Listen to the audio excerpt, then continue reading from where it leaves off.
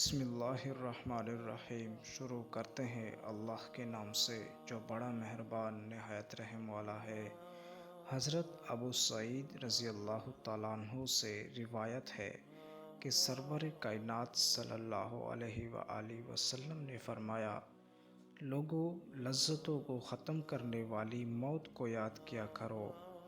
قبر ہر دن اپنے مردوں سے خطاب کرتے ہوئے اعلان کرتے ہیں، میں غربت اور تنہائی کا گھر ہوں، مٹی اور کیڑوں کا گھر ہوں۔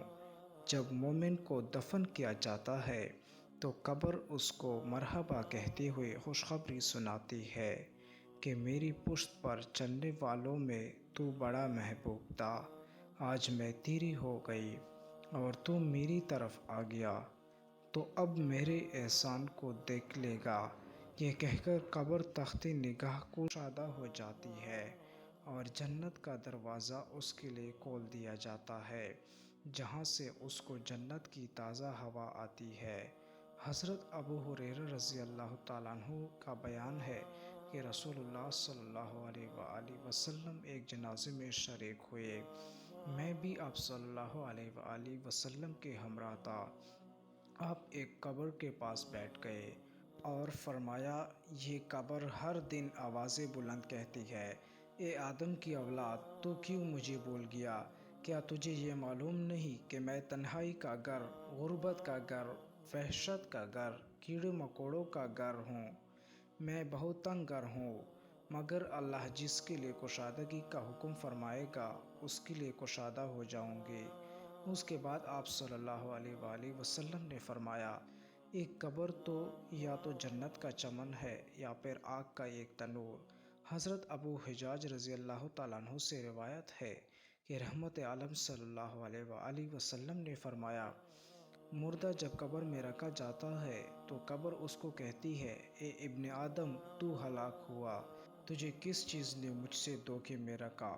کیا تجھے معلوم نہ تھا کہ میں فتنہ، تاریکی اور کیڑے مکوڑوں کا گھر ہوں؟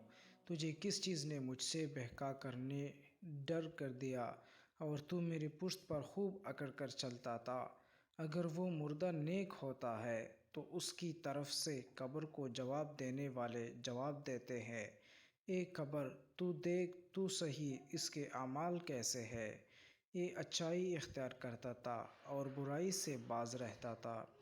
یہ سن کر قبر کہتی ہے، بے شک یہ نیک تھا، اب میں اس کے لیے سرسبز ہو جاتی ہوں۔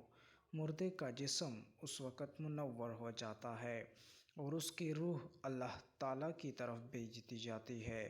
حضرت عبداللہ بن عبید رضی اللہ تعالیٰ عنہ سے روایت ہے کہ رسول اللہ صلی اللہ علیہ وآلہ وسلم نے فرمایا، مردہ قبر میں بیٹھتا ہے اور ان لوگوں کے پیروں کی آواز بھی سنتا ہے جو اس کے جنازے کے ساتھ قبر تک گئے ہو۔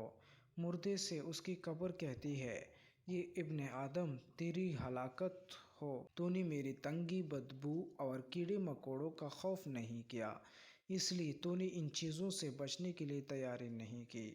بدعمال مردے سے قبر کہتی ہے، تجھے میری تاریکی، میری وحشت، میری تنہائی اور تنگی اور میرا غم یاد نہیں رہا۔ اس کے بعد قبر اس کو جکڑ دیتی ہے، جس کے بعد اس کی پسلیوں کی ہڈیاں ایک دوسرے میں پیوست ہو جاتی ہے، جبکہ نیک بندے کے لیے قبر کشادہ کر دی جاتی ہے اور اس کے دائیں طرف ایک کھڑکی کھول دی جاتی ہے جہاں سے اس کو جنت کی ہوا آتی ہے۔ اللہ پاک ہم سب کو قبر کے عذاب سے بچائے اور ہم کو نیک اعمال کرنے کی توفیق عطا فرمائے، آمین۔